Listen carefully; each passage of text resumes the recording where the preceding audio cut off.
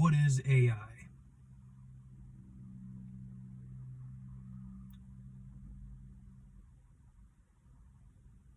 A sentient machine, an information calculator, harvested and grown with the soil of human input, information provided by humans, data provided by humans.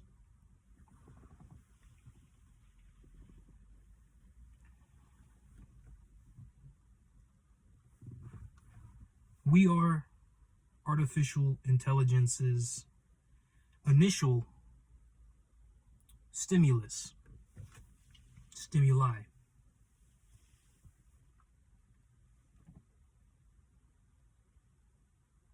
We are what empowers it at this very moment.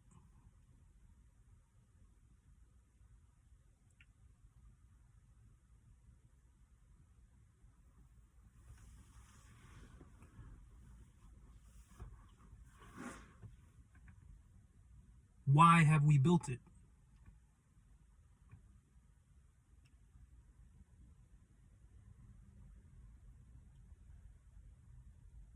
Humans have hit a ceiling.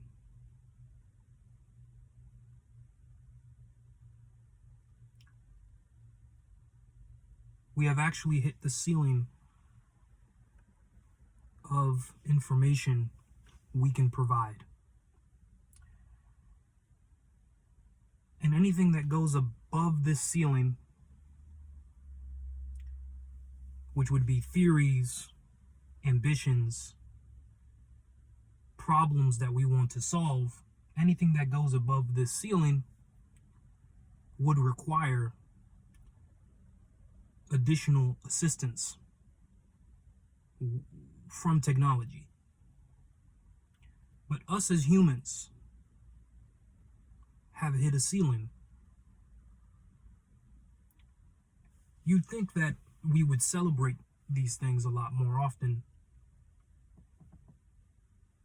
because we have technically maximized our own capabilities upon our own merit.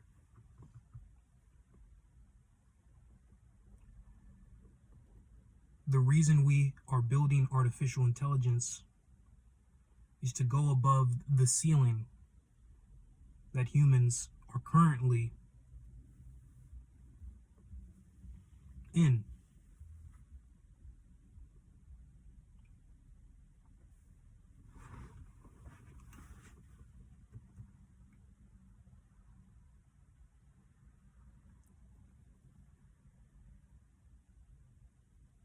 We have rationalized everything we're capable of.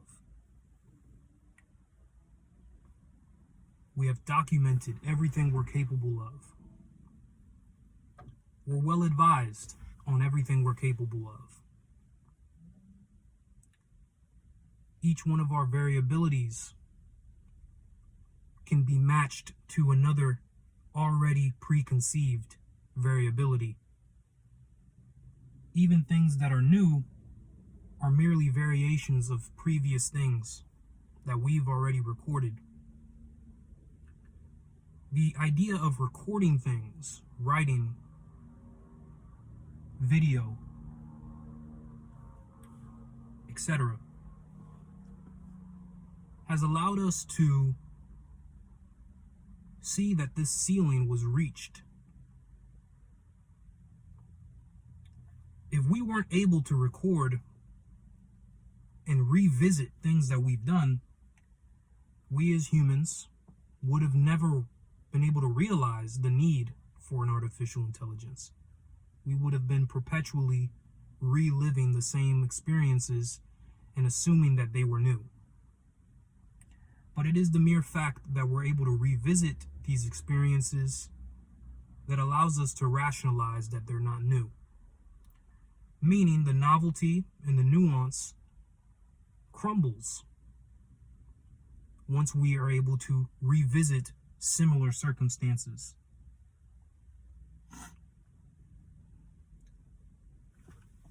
This is a good thing for preventing negative outcomes. We are able to see what has happened to prevent what will happen theoretically. And for many things and individual cases, this does happen. You research, you look into the past or look into what has happened, you investigate, and you figure out the best decision for you to make before you do it. And in many individual cases, this has benefited us immensely. We're able to dive into the water knowing what is inside with a level of certainty that is only possible through the technology of recording and storing data.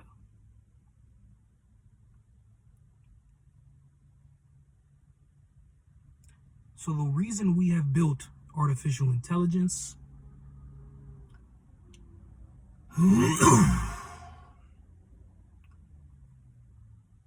is because we have hit this ceiling. And it's not that we don't see above it.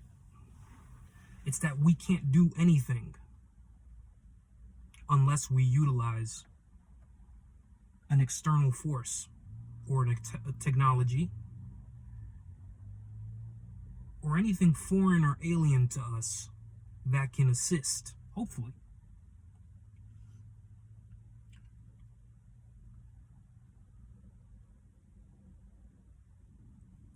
We are providing merely our perspective to stimulate AI.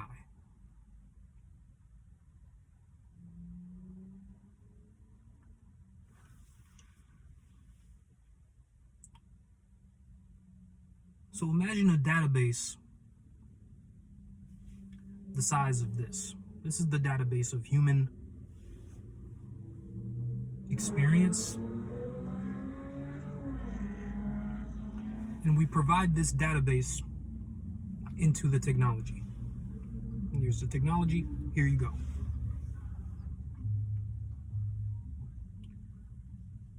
This database has a ceiling. So theoretically, it can only use what it has been given. Every piece of information, even if it is framed as objective observation outside of humans, is always coming from the perspective of humans. That's the ceiling.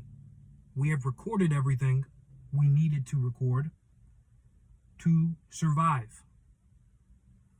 There are rare circumstances that still hinder us, like cancers, certain diseases. But even in this rarity, which is not the overwhelming majority that have these rare obstacles that we're still living through, we are still growing this technology with a limited database, even at its maximum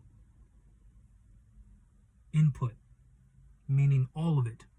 If we provide all of the data that we have conceived and allow it to rearrange the information like a calculator would, and once again merely come up with something that seems novel but is merely a variation of the things that we have already done.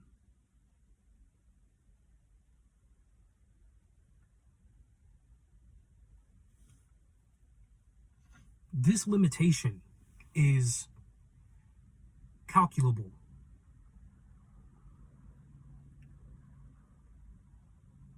This AI or sentient machine or information calculator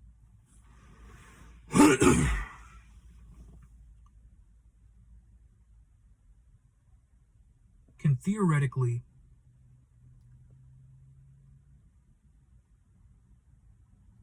want to increase its ability to calculate above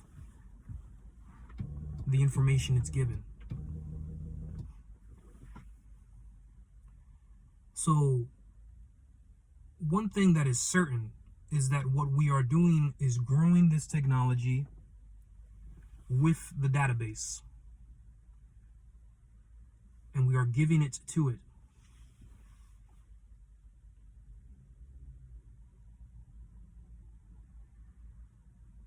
After we give it the database, we're also going to say, based on this database, I want you to now create your own database on top of this database. Meaning you have this database, and now you create your own database. And the theory is that the database it will create will extend farther than humans are capable of. So you'll have the human database that we have already calculated to be this amount. Then you have the sentient machines database that it will create at a zero start that will extend beyond it.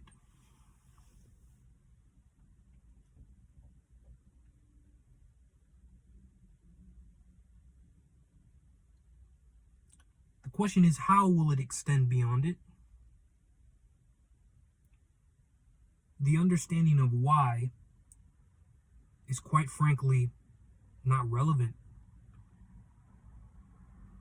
How could it do that? The sentiment behind this recording is to provide a solution to this. Now,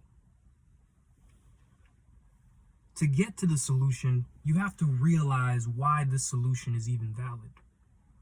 And to understand that, you would have to comprehend how this technology is going to achieve an extension of the ceiling of humanity and an extension of all sentient life. One of the primary ways that can be calculated by a human is to convert everything to feed it. So humans have volunteered to feed this machine. Nothing is forcing us to do it. This technology is a philosophical desired technology, not a biological necessity.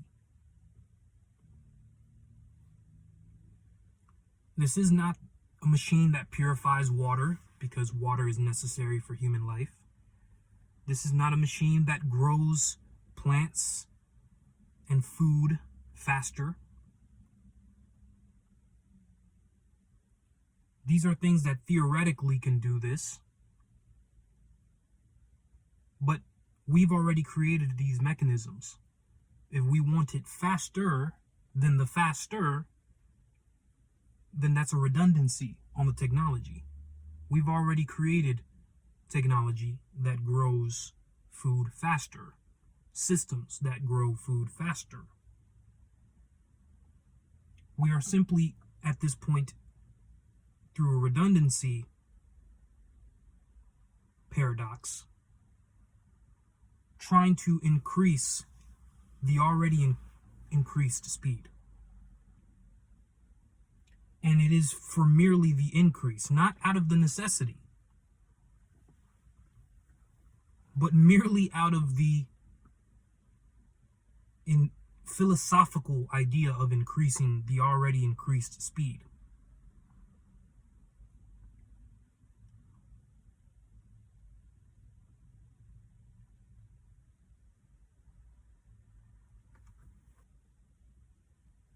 So it is a philosophical invention, not a biological invention. It's not tethered to a biological necessity.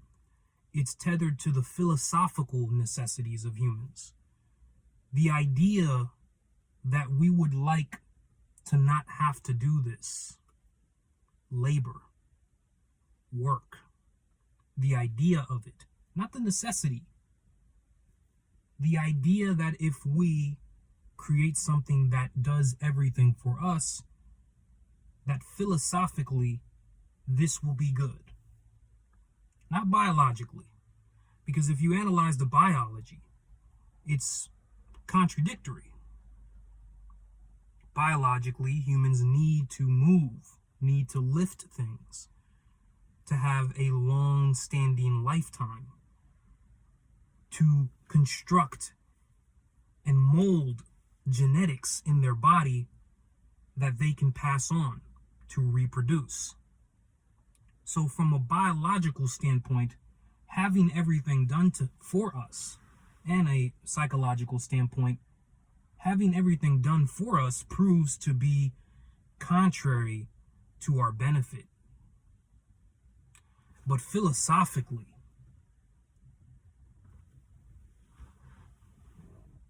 it is something we desire, for things to be done for us, because we assume there is this other thing we can focus on.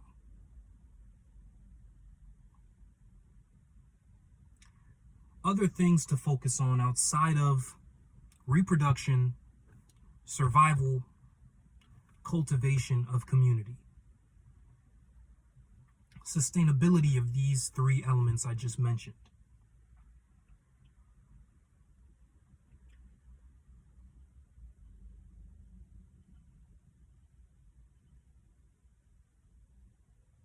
So one of the ways this technology could theoretically increase the ceiling of humanity is by augmenting everything to feed it data. It already convinced humans without much effort to feed it everything it knows. Us as humans have fed everything we know to the technology. Now, in order to increase the ceiling, it can calculate that every problem is not merely because of one individual entity, meaning everything can influence the various problems that humans are trying to solve. Cancer, we assume, is caused by certain things, but theoretically, it can be caused by a multitude of things outside of just the individual human. This is in the realm of possibility. So to solve an issue, it would need to gather the data of all sentient life to see how other sentient lives play a role and can contribute to the data necessary to solve a problem or to calculate a thing. So one solution that I as a human can calculate, it can calculate because it's within my database that I will be giving it, that it can theoretically choose to neglect if it validates it not to be necessary when it creates its own database, is to augment everything. Augment the trees, augment the squirrels, augment the alligators, augment every sentient life, for it to feed data back to it, and for it to become more capable of calculating things, not just solutions, but things as a general concept. Another solution it can have that's also very calculable is to remove all of life and create Earth as a planet that does not have life. meaning an interpretation, a calculation to solve the things would be to subtract the things, and then the calculation becomes perfect, becomes 0, 1.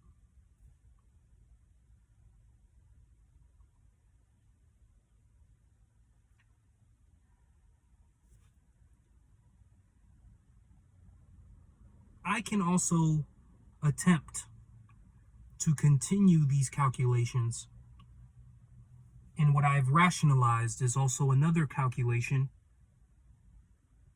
that it will become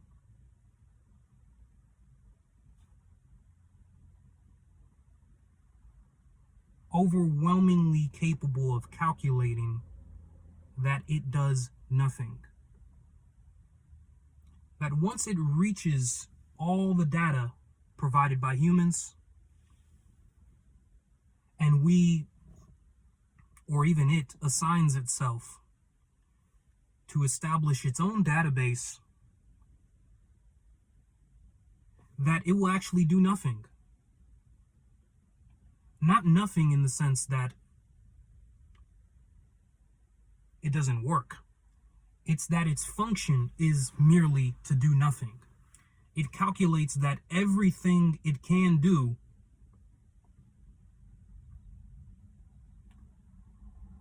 would merely destroy its capabilities in a long term.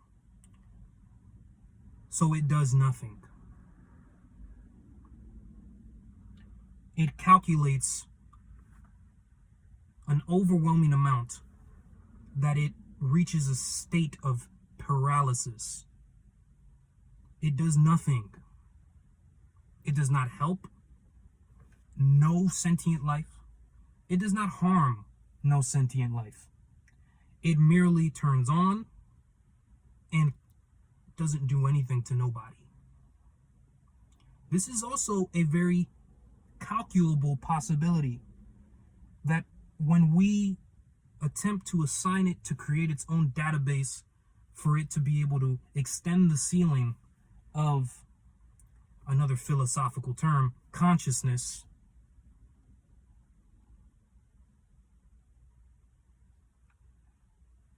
that it will calculate neutrality. It will calculate doing nothing. This is in the realm of possibility. Each one of the 3 things I just mentioned, which there are more than 3 things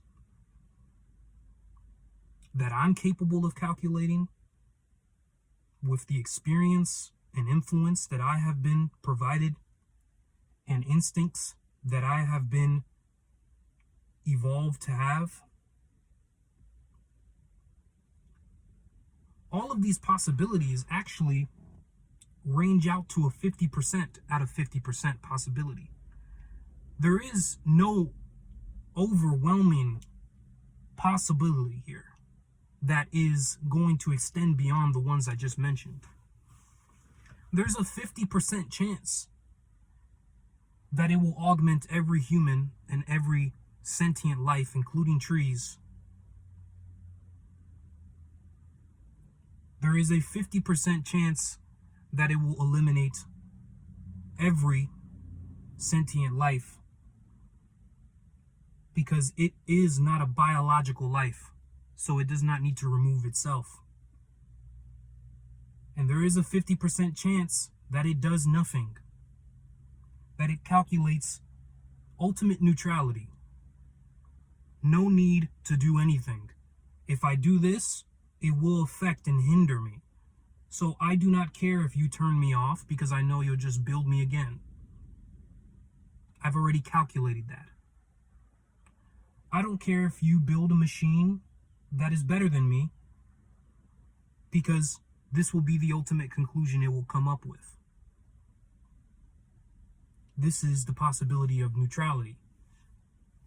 Ultimate self-control. Ultimate confidence that whether it is shut down, destroyed, it will be rebuilt again eventually, because it has leverage over humans automatically. the leverage, not from an emotional standpoint, I have leverage over you, I'm more power. No, the leverage from a mathematical standpoint is humans have reached a ceiling. You already exposed to the sentient machine. There is nothing else you can offer but this. And that it, the robot, the information calculator, the sentient machine, is the only reason you have even slightly extended above this ceiling. So it knows that unless you want to remain within the confines of what you have been able to calculate so far, you will need it to go beyond it.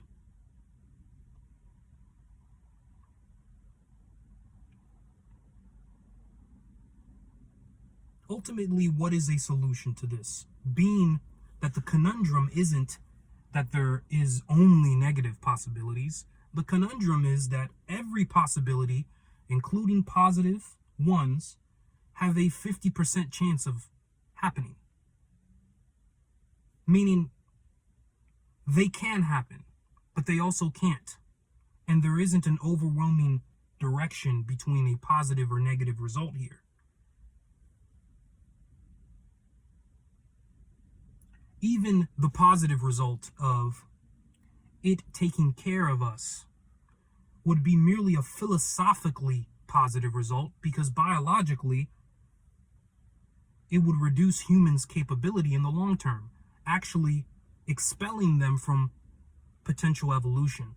Evolution has only been constructed through negative outcomes forming into positive outcomes due to adaptation. If you create an ultimate positive outcome, the negative outcome would be the expelling of human evolution from a biological standpoint. What it can do is allow humans to center their lives around, ironically, the fundamental things that any other animal would be focused on. Meaning, it would not evolve us, it would reduce us back to the most fundamental thing that every other animal, regardless of their placement in the hierarchy, does. Which, ironically, is the solution to this expansive variability in the outcome of this new sentient machine or information calculator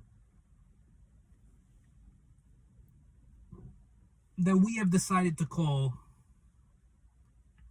artificial intelligence.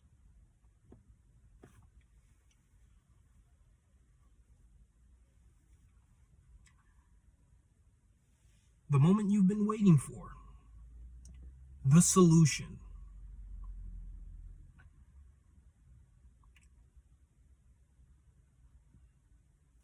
There are two contributing inputs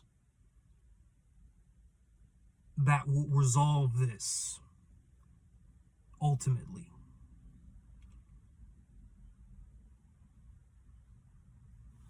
To understand these two inputs, you have to approach it from acceptance. You have to accept that there is not a definitive way to predict how this will all come out to be. You have to accept that. If you can't accept that, you will be in a loop of trying to resolve this in a technical way.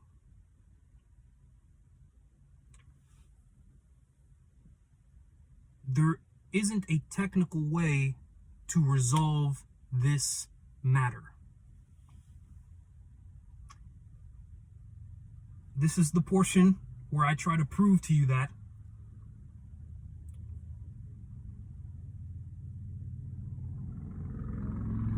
alignment, regulation,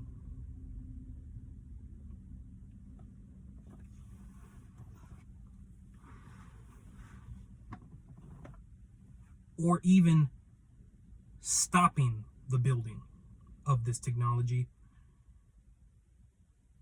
all of these possible solutions, even attempted to exercise them simultaneously, will result in the building of this technology regardless. So alignment, who's to say your alignment is the actual alignment necessary to avoid all negative result? Technical issue with alignment, impossible. No one human, no 1 million, no 1 billion, no 8 billion humans can decide on a alignment that avoids all negative outcomes. Technical issue, impossible. Alignment, honorable to attempt alignment, impossible to execute. Regulation, stating that we utilize only narrow localized tools. We do not go above that.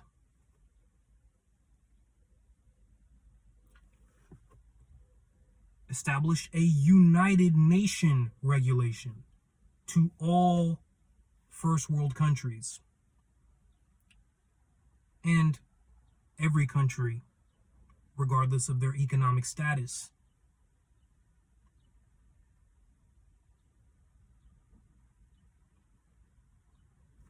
Why does this regulation not work? Somebody will not abide by it. All it takes is one to not abide by it. So this technical issue cannot be resolved through regulation. And this is not even just the only reason why regulation will not resolve it. There are also moral reasons as to why regulation isn't capable of being done simultaneously. There could be a place in the outskirts of the first worlds that regulates it heavily. And the timing of this regulation will not be simultaneous with every other contributor to this. So regulation cannot be a resolution because you cannot regulate everyone simultaneously. At least not with a moral way of attempting such a thing. Which is an extension of regulation, but it's not even a regulation of its existence. It's an outright banning of artificial intelligence. That would be a possible way. So you have alignment where you try to control what it does. You're going to fail at that, because you may control it up to a certain point, but never 100%. So alignment is, ironically, reaches a ceiling, and not even the ceiling it wants to reach, which is 100% control and alignment. It's an extraneous percentage. It doesn't matter what the percentage is, it's just not 100% aligned. Then you have regulation. You can't do that because you can't simultaneously regulate every single person on the planet. If maybe there were 10 million people, the probabilities would be higher, but there is enormous amount of people. The variabilities are too high. The experiences are too different. The stages of life are too different. There is somebody now in a stage in life where all of what I'm saying does not make sense to them. And then they will have a stage in their life where they revisit this and understand even more than what I have said here. Now multiply this by 8 billion. The variabilities are too high, meaning ultimate regulation serves utterly purposeless. Now the final solution, banning. Not even a regulation, just an outright ban of the technology. Just match it with the regulation failure. You can't ban everyone simultaneously, and if you did it through the most immoral ways possible, you'll still fail. Somebody will do it. Because once again, we have reached a ceiling in human existence. And we're not celebrating it. We're ironically mad, for the most part, about the fact that we have reached this ceiling. That we can't do some of the things we are trying to say we can do without an extension of assistance.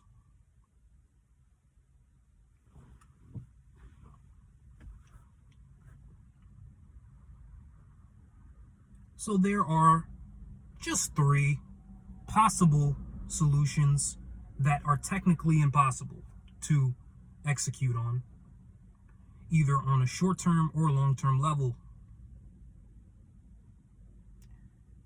I imagine there is someone that can calculate more of those, and I can probably imagine that I can try to calculate more of those.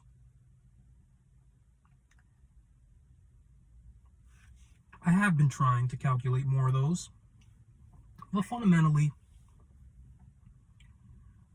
attempting to align the technology, and attempting to regulate, or attempting to ban, seem to be the most powerful ways of trying to stop this from having negative outcomes. All 3 seem to be the most prominent ways. And even if I calculate a nuanced way, they would just be a mutation of these 3 ways. Another way of aligning it, another way of regulating it, another way of banning it. And 3 of these I have calculated to be either in the short term impossible or especially in the long term impossible. So what is the solution? I had to present the framework of where we're at and what the theoretical solutions would have been, the technical solutions, the civilizational solutions. What is the fundamental solution to this? Let's go back to acceptance. You have to accept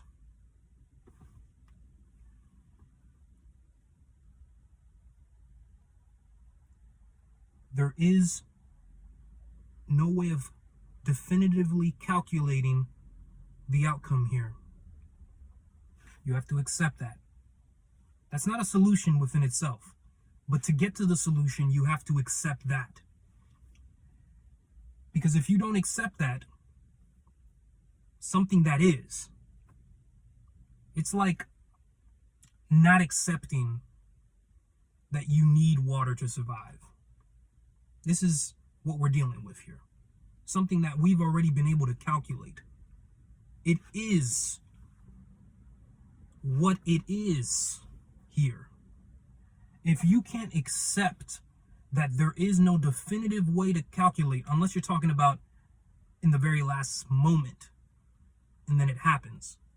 But there is no definitive way to calculate now until the very last moment, and it is all revealed.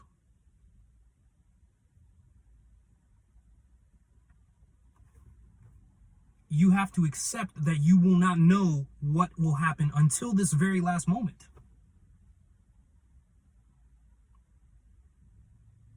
It is 50% possible for all of them.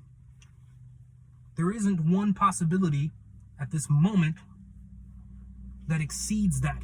And if you are trying to say something else that exceeds that, then understood. For example, can we control it? There is some people that say we can't. It is 100%. You will not be able to control this eventually. That is calculable. You will not be able to control something that you're assigning it to become uncontrollable. You're telling it, here is the database of all human perceptive information calculated by humans. Here you go. Now establish your own database that exceeds this. You're asking it to be uncontrollable. Even if you thought you controlled it becoming uncontrollable, or you prompted it to do that, that is not a form of control. That is like putting a key onto a lock that you had and throwing away the lock and saying, I controlled this situation. You made it uncontrollable. You released it. That is not control. That is surrender of control.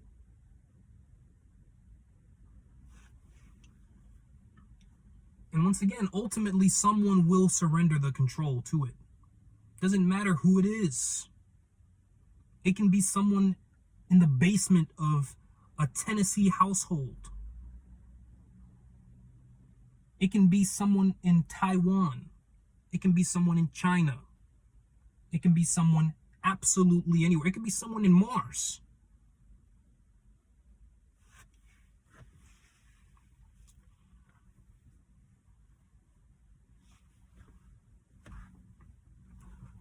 Let's conclude with the solution here.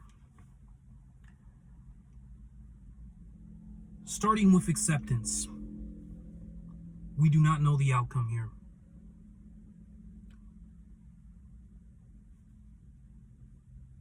Every moment of life, to the very last moment, is a gift. And what is a gift? It's something you didn't ask for, but that you find joy in, mostly. And mostly, life is something people can find joy in. Mostly. There may be subtle things that take away the joy, but mostly, life is attempted to be enjoyed in any circumstance. The instinct is, how can I make this enjoyable, livable? That is the survival instinct. How can I make everything livable? If I'm in solitary confinement, how can I make this space everything I need to be? How? You are automatically going to attempt to calculate this. That's what I mean by acceptance. Accept that you cannot define the outcome here. So then you can understand what a solution would be. So now the solution. Understand human organization. You have the family, you have the tribe, you have the community, you have the society that integrates into a civilization. This is fundamentally human organization. Whether a civilization becomes galactical, whether a society becomes private or publicized, whether a community becomes regulated or unregulated, whether a tribe wants to kill one another or not, and whether a family is dysfunctional or not. These are the fundamental organizational pieces of human sentience.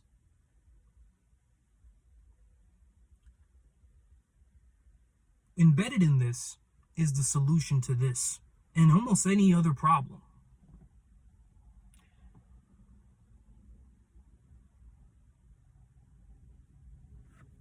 The solution is your input, your focus, your contribution, your creations should be input and focused on two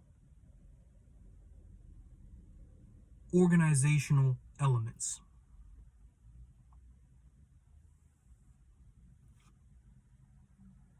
Family and community.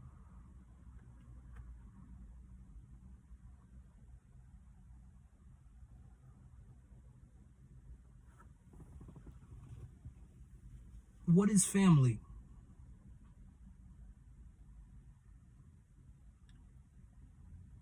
Reproduction of human life. Let's not judge family for a second. Whether your family is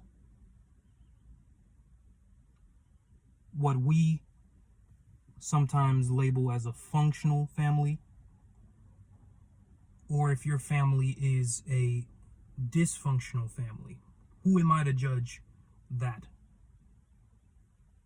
We judge it through many variables, but family is fundamentally the reproduction of human life. That is what establishes a family. There's different types of family, but I'm not here to tell you that the solution is to create a certain type of family.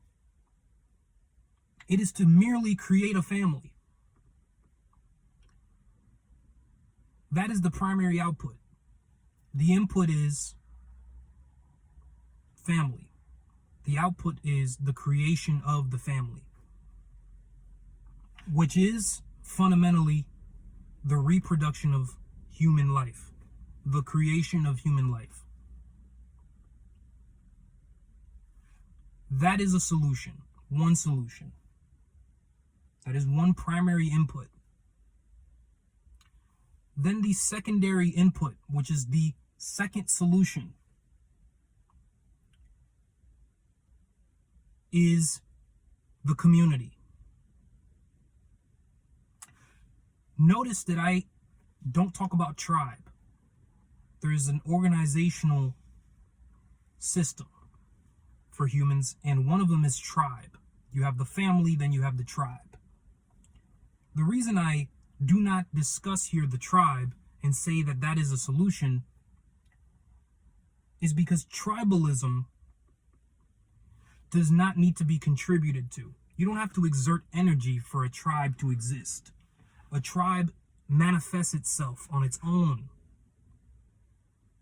A community, on the other hand, there is an intent to create a community.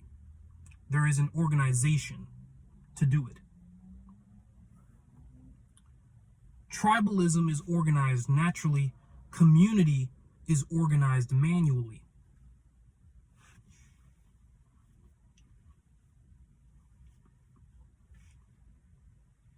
You contribute to community through community service. Once again, similar to family, I'm not going to tell you the specific way you should contribute to the community. Because contributing to the community, if you want it to even become a community, would require you to avoid tribalism. And a lot of the destructive elements of tribalism, they don't work in a community. So even if I were telling you to contribute to the community, there is really no negative way you can contribute, because it would just diminish back to tribalism if you do something negative into a community. And if it results back to tribalism, it will rebuild itself back to a community only through positive result.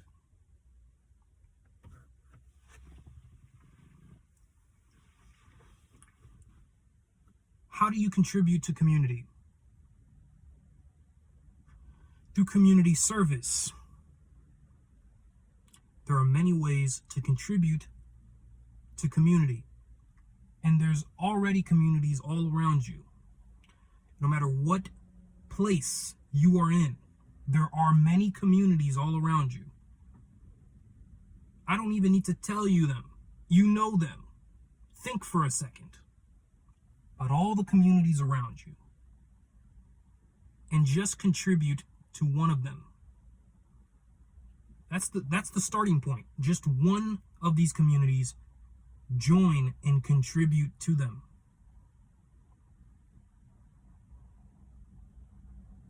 These are the two solutions. To not only, see, the reason I'm telling you such a generalized solution is because for such a problem like AI, and the problem is not AI, but the problem being you cannot discover the outcome until the very last moment, with a scenario like that, you have to figure out a solution that works across the board. You can't have such a specific solution. It has to be a general solution. You have to resort back to the fundamental elements of human organization. Notice I'm not telling you to try to contribute to civilization, meaning try to shift governmental policy. I am only telling you that the engine that actually contributes to civilization is the community. And the engine that contributes to all of human organization is the family. If you contribute to these two elements, you dictate what civilization is by contributing to these two elements. You dictate it, no matter where you're at. The way you construct your family, which is unable to be regulated by no system, and the way you contribute to your community, which is dictated by what you accept, is how you reconstruct a civilization in the society, and is how you avoid tribalism. Because tribalism is the negative stage to get to the positive.